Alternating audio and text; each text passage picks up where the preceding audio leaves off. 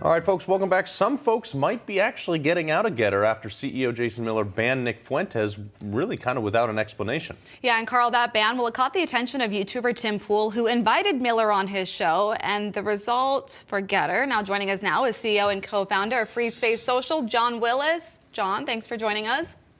Thanks for having me.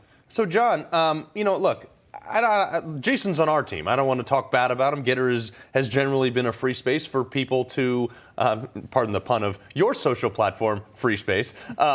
But it has been an area where people can, the irony there, where they can gather and they can talk about things without the fear of censorship. But recently, he was pushed on this on the Tim Pool show. I mean, what did you make of that interview?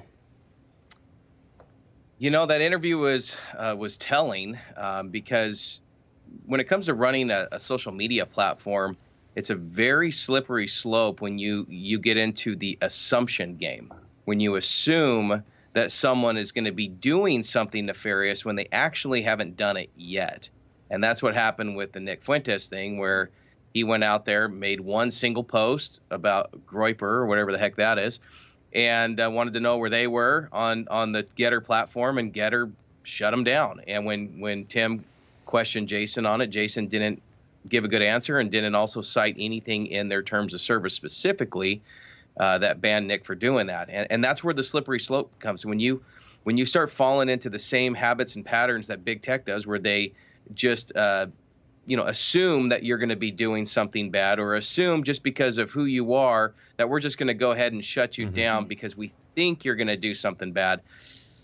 That's where you're no better. I mean, you're literally falling into the same path as Facebook and Twitter. Yep, exactly. You mentioned Twitter right there. And as we know, I mean, it was like, what, a year and a half ago, 2 years ago, when Twitter went through that giant purge and people lost up to hundreds of thousands of followers. 40,000 followers. Yeah. Insane numbers right there. So when it comes to banning people, you're saying this was done even before something happened. Twitter sometimes does it after something happens. But do you think the act of actually banning somebody, removing their access, is limiting access to different ideas? Oh, of course. Of course. I mean, there is a fine line of what is considered free speech and what isn't. And as a platform, you have to be very careful that you don't cross that line in becoming a publisher. That's where the whole Section 230 comes in. And what we're seeing with Gettr right now, unfortunately, is they are banning people left and right, not only Nick Fuentes, but anybody that actually speaks out against that platform. Whether it's the Chinese funding that they have, whether it's you speak out anything negative against Gettr, and they'll just silence you. Right. I mean, they're running it almost like a political campaign rather than a social media platform. And for me, I'm just not interested in that. I would let people speak their mind. Yeah. Don't post pornography. Don't threaten to kill anyone. But have a conversation. Have a debate. Right. Speak your mind. And if it gets out of hand, it gets out of hand. But like I'm saying, it's not my job to police someone's opinion. Jon, how do you avoid becoming a publisher while still being able to speak your mind?